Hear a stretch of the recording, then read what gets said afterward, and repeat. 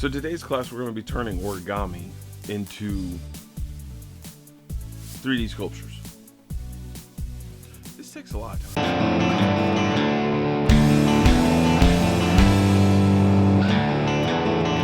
Hey class, Mr.G here. Today we're going to talk about origami and taking origami to the next level. And we're going to take that simple three-dimensional little football thing, we're going to turn it into a full-on sculpture. If you're researching this, 3D origami is kind of the generic term that most people use. However, the other term that we use, golden venture folding. Now, golden venture folding, also called Chinese paper folding or 3D origami, is a type of modular origami. So it's modular. The reason it's modular is because you can take several pieces and interlock them together inside of a form to create a bigger structure. It's like Legos for paper. Now here, paper is folded into a simple triangular unit. Hundreds of these units are inserted into one another to then create elaborate sculptures. Now for my class, we're doing these like modern Greek vase designs. So I've got mine started here and you can kind of see it starting to take shape.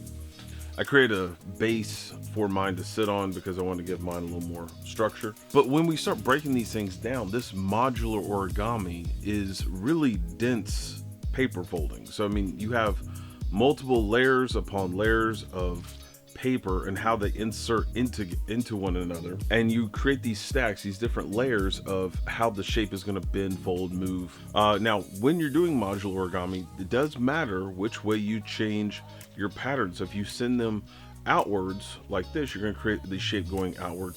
If we rotate that around 180 style, we're going to get a more vertical level to our piece. So however you're manipulating the forms changes the shape and the direction that you're going to be creating in.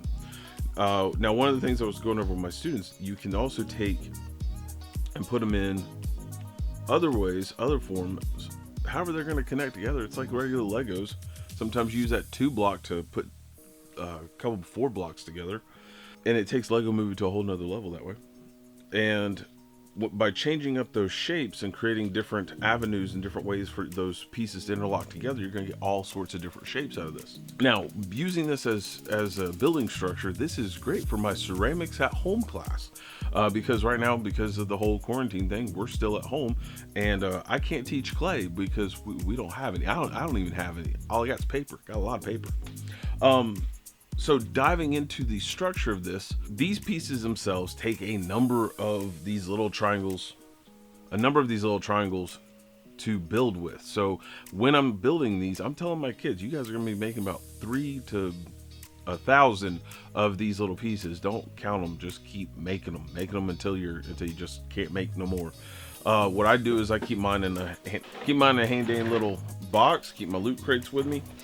And I'm just filling up my loot crates with all of my puzzle pieces. I have many left because I'm using them to show this.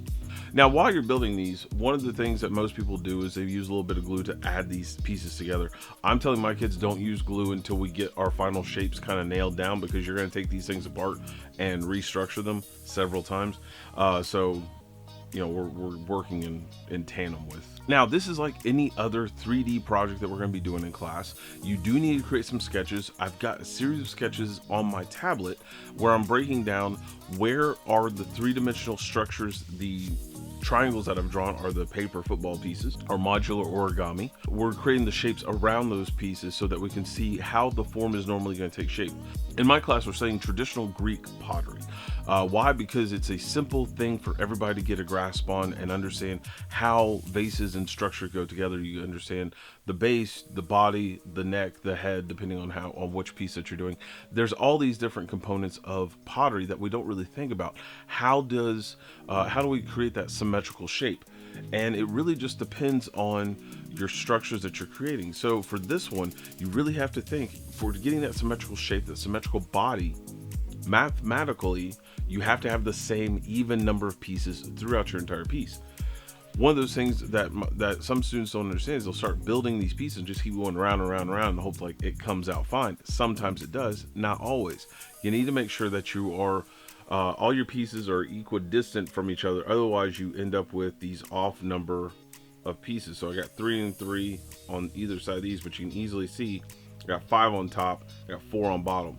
So again, not even.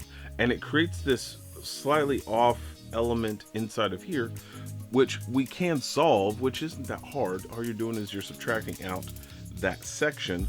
You just need to make sure that as you're pulling out those pieces, you're not pulling out too many of the pieces, and we're subtracting just the right amount. And then when we add those pieces back together, you go on 2 pieces now. There we go. So then we can take our 3 and our 3, and now we have 4 and 4. So now it's even, which does give us a better structure in the middle. I gotta form it all up again. So now we have that even, doesn't have that amount of sag that it did before. It kind of folds a little better, holds its shape a little better. So these are those little things. So mathematically, you got to understand, you need to have X amount of pieces on the bottom, and as you go through the progression, everything is balanced out.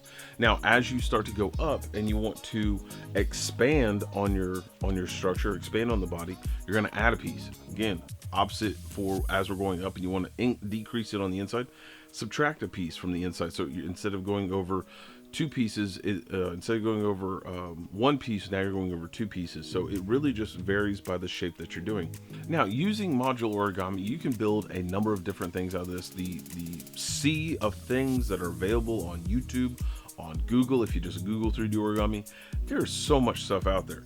One of the best things I found that I use as a reference point for my students is they sell 3D origami kits.